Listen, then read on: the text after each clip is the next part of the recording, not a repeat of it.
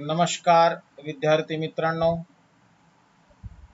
मी GS सिंगोले, अभिनव Vidyavihar high school Purna, तालुका पूर्णा, जिल्हा परभणी. माझ्या वर्ग 9वीच्या चौथ्या पॉवर पॉइंट प्रेझेंटेशन मध्ये सर्वांचं मी मनपूर्वक स्वागत करतो. वेलकम. आज आपण वर्ग 9वी गणित भाग 1 प्रकरण पहिले संच मधील वेन डायग्राम आणि सबसेटचा अभ्यास करणार आहोत. Venn diagrams. British logician John Wayne was the first to use closed figure to represent sets. Such representation are called Venn diagram. पहा, जॉन वेन नावाचा एक शास्त्रज्ञ आहे आणि त्या शास्त्रज्ञाने, आणि तो ब्रिटिशचा एक तर्कशास्त्रज्ञ आहे, लॉजिशियन. त्यांनी काय केलं, संच दाखवण्यासाठी सर्वप्रथम एका बंद आकृतीचा वापर केला. आपल्याला त्याचा बेसिक अभ्यास आहे. एका बंद आकृतीमध्ये संचाचे सगळे घटक लिहायचे आणि त्याला त्या संचाचं नाव द्यायचं. त्यालाच वेन डायग्राम असं म्हटलेलं आहे. मग एक्झाम्पल पाहू आपण. For example, A is a set of natural number 1 to 5. ए हा 1 ते 5 या नैसर्गिक संख्यांचा संच आहे आणि हा वेन डायग्राम दाखवायचा. मग ए या संचासाठी एक बंद आकृती दाखवायची अशा प्रकारे, आणि मग ए या बंद आकृतीला नाव द्यायचं इथं मध्यभागी कुठंतरी एका कोपऱ्याला त्या आकृतीच्या बाउंड्रीच्या जवळ. आणि मग याच्यामधले प्रत्येक घटक खाली घ्यायचे. एक, त्या संचामधला असणारा प्रत्येक घटक त्या बंद आकृतीमध्ये कुठेही लिहिता येतो. 4 आणि हा शेवटचा 5. ही झाली या ए संचाची वेन आकृती. एक्झाम्पल दुसरं पाहू आपण. Example number 2. B is a set of x such that -10 less than or equal to x less than or equal to 0, x is belongs to I. Example 2 असं आहे की x ही एक इंटिजर आहे, पूर्णांक संख्या आहे, पण तिला 8 दिलेली आहे. -10 किंवा 10 पेक्षा मोठी, -10 किंवा -10 पेक्षा मोठी, आणि 0 किंवा 0 पेक्षा लहान पूर्णांक आहे ती. मग आपण set be shown by Venn diagram दाखवायचा आपल्याला. वेन डायग्राम न बी हा संच.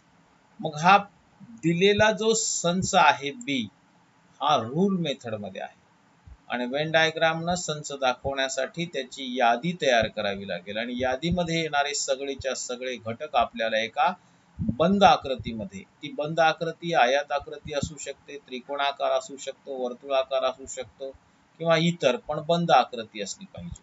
मग प्रथम आपण या गुणधर्म पद्धतीमधल्या संचाला यादी पद्धतीमध्ये मांडू. सहज तुमच्या लक्षात येईल. -10 आणि -10 पेक्षा मोठ्या संख्या आणि 0 आणि 0 पेक्षा लहान संख्या कोणत्या आहेत? -10, -9, -8, -7 अशा 0 पर्यंत. मग चला यादी पद्धतीने लिहू. संच बी -10, -9, -8, -7, -6, -5, -4, -3, -2, -1 and 0. आता वेन डायग्राम साठी एक बंद आकृती घेतली. त्या आकृतीच्या आत एका कोपऱ्याला त्या संचाचं बी नाव दिलं आणि पहिला घटक घेतला त्या संचातला -10, नंतर -9. क्रमानं घटक घेतल्यानंतर विसरणार नाहीत. -8, -7, -6, -5, -4, -3, -2, -1 आणि 0. आता या ठिकाणी आपण जे घटक लिहिलेले आहेत, हे घटक असे क्रमाने यावं असं काही नाही, कुठेही असू द्या, पण या संचामध्ये येणारे सर्वच्या सर्व घटक या बंद आकृतीमध्ये असणं गरजेचं आहे. यालाच त्याची वेन डायग्राम म्हणतात. आता आपण उपसंच काय आहे, सबसेट. सबसेटची डेफिनेशन पाहू आपण सुरुवातीला. If A and B are two given sets, every element of set B is also an element of set A. Then B is a subset of A. पहा, ए आणि बी हे दिलेले दोन संच आहेत. बी मधला प्रत्येक एलिमेंट जर ए मध्ये असेल तर बी हा ए चा उपसंच असतो. Written as. आता या उपसंचाला मांडायचं, लिहायचं कसं? B is a subset. हे सबसेटचं सिम्बॉल आहे, लक्षात ठेवा. अशा प्रकारे जे सिम्बॉल असेल, खाली एक रेष आणि आडवा पडलेला यू. आता subset of A. B is a subset of A मांडताना असं मांडतात. आता आपण असं जेव्हा जेव्हा सिम्बॉल तुमच्या समोर येईल, इकडे एका संचाचं नाव आणि त्याच्या पुढे दुसऱ्या संचाचं नाव, याचा अर्थ असा होतो की बी हा ए चा उपसंच आहे. याचाच अर्थ असा होतो की बी मधले सगळेच्या सगळे घटक ए मध्ये आहेत, म्हणून बी हा ए चा उपसंच आहे. एक एक्झाम्पल पाहू आपण. ए हा नैसर्गिक संख्यांचा संच आहे 1 ते 8 आणि बी हा समनैसर्गिक संख्यांचा संच आहे 2 ते 8 च्या दरम्यान, 2 पासून 8 पर्यंतचा. आता बी मध्ये असणारे सगळेच्या सगळे घटक ए मध्ये आहेत का पाहू. बी मधला पहिला घटक 2 हा ए मध्ये आहे. 4 आहे का ए मध्ये? आहे. 6 आहे. 8 सुद्धा आहे. म्हणजे बी मधले सगळेच्या सगळे घटक ए मध्ये आहेत, म्हणजेच बी हा ए चा उपसंच आहे. Every element of set B is also in set A, then B is a subset of A.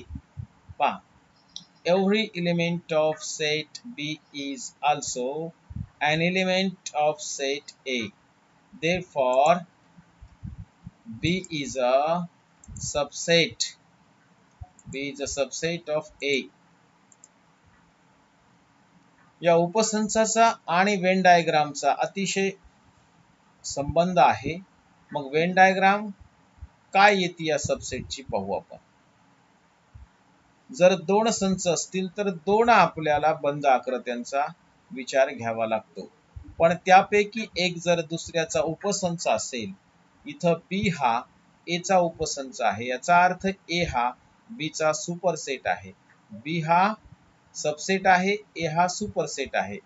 चा अर्थ असा होतो की बी हा लहान संच आहे आणि ए हा कदाचित बी पेक्षा थोडा मोठा संच आहे. मग बी मधले सगळेच्या सगळे घटक ए मध्ये असतात. मग ए संचासाठी मोठी बंद आकृती घ्यायची. आपण इथं एक रेक्टँगल घेतला आणि मध्ये जी आकृती घेतलेली आहे, गोल आकार दिसतो तिचा, ती या उपसंचासाठी घ्यायची, बी साठी. या बी साठी आता बी मध्ये असणारे सगळेच्या सगळे घटक या मधल्या बंद आकृतीमध्ये टाकायचे. 2, 4, 6 आणि 8. आता ए मधले ऑलरेडी 2, 4, 6 आणि 8 हे 2, 4, 6 आणि 8 या मोठ्या आयतामध्ये आलेलेच आहेत. आता हा मोठा कशासाठी दर्शवलेली बंद आकृती आहे? ए साठी. पहा, हा ए आहे. आता ए मधले 4 घटक ऑलरेडी मध्ये आहेतच, उरलेले घटक घ्यायचे फक्त एक. पण ते कुठे घ्यायचे? या मधल्या बी मध्ये नाहीत, पण ए मध्ये आहेत. 3, 5, 7. अशा प्रकारे उपसंच आणि त्याचा सुपरसंच जर माहित असेल तर त्याची वेणाकृती काढताना लक्षात घ्या की जो उपसंच आहे तो त्या वेणाकृतीच्या मध्ये असतो आणि त्याच्यातले जे घटक आपण इथं लिहिलेले आहेत ते परत बाहेर लिहायचे नाही. ऑलरेडी ए मध्ये हा रेक्टँगल आहे आणि रेक्टँगल मध्ये हे सगळे घटक आलेले आहेत.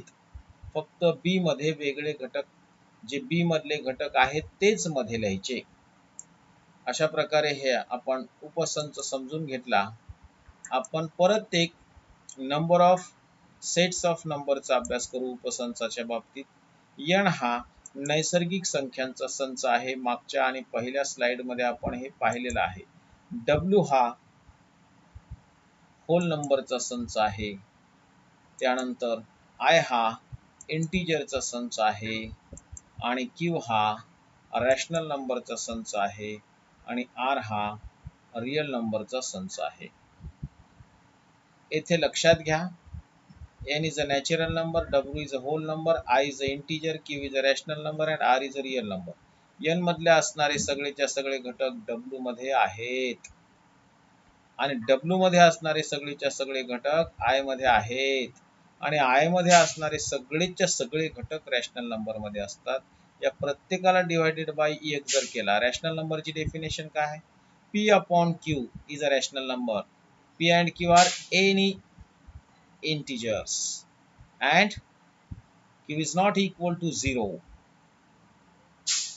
त्यालाच रॅशनल नंबर आपण म्हणलेला आहे. म्हणजे याला डिवाइडेड बाय जर 1 केलं तर ऑल इंटिजर्स येतील. च्या व्यतिरिक्त कुठलीही संख्या डिवाइडेड बाय केली तर ते रॅशनल नंबर असतात. आता रियल नंबर म्हणजे सगळे रॅशनल नंबर आणि इरॅशनल नंबर मिळून रियल नंबर तयार झालेले आहेत. म्हणजे याचा अर्थ n मधले सगळे घटक w मध्ये आहेत, w मधले सगळे घटक i मध्ये आहेत, i मधले सगळे एलिमेंट q मध्ये आहेत, q मधले सगळे एलिमेंट r मध्ये आहेत. साच अर्थ असा होतो की n is a subset of w, w is a subset of I is a subset of q and q is a subset of r. मग तिला असं मांडू शकतो आपण, n is a subset of w, w is a subset of I and I is a subset of q and q is a subset of r. परत एक example ला आपण सबसेट क्लिअर करू. Example number 3. या example मध्ये A B C D असे 4 संच दिलेत आणि प्रश्न विचारला, then which are the following statements are true or false. खाली दिलेले विधान चूक किंवा बरोबर आहेत का पहा. आता एक्झाम्पल 1 दिले, C is a subset of B. आता सी सेट काय आहे पहा. सी सेट आहे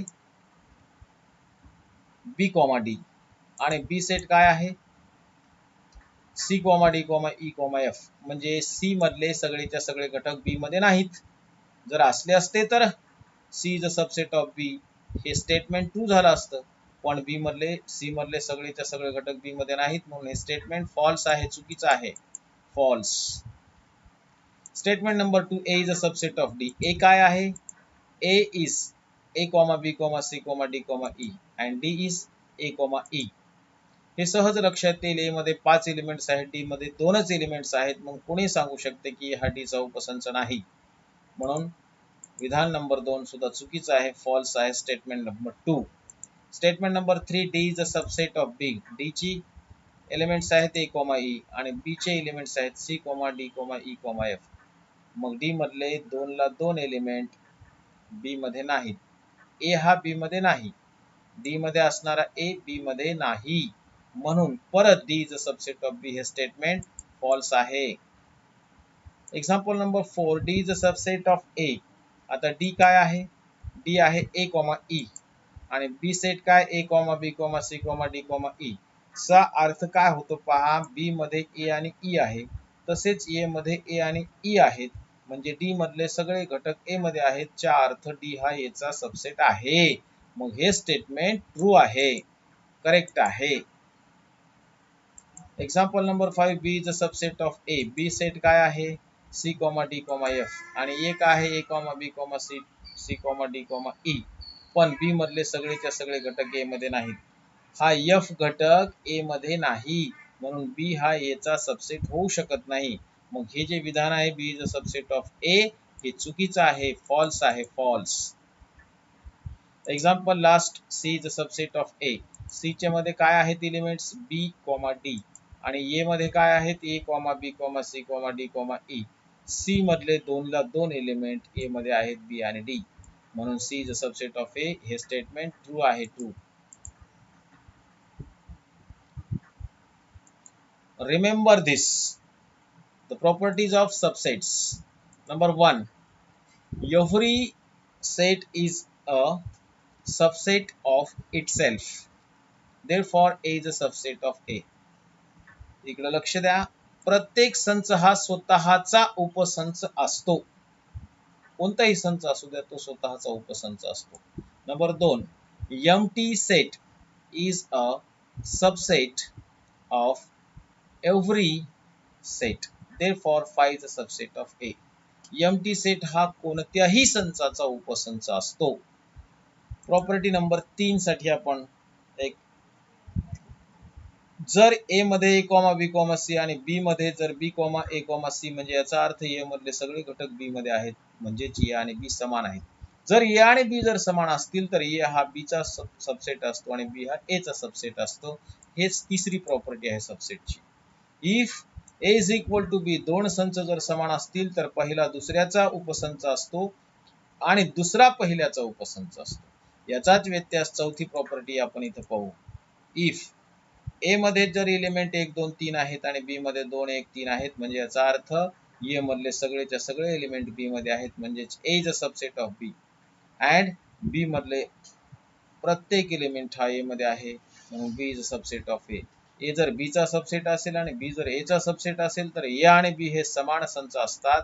आणि शेवटची property, if A is a subset of B and B is a subset of A, then A is equal to B.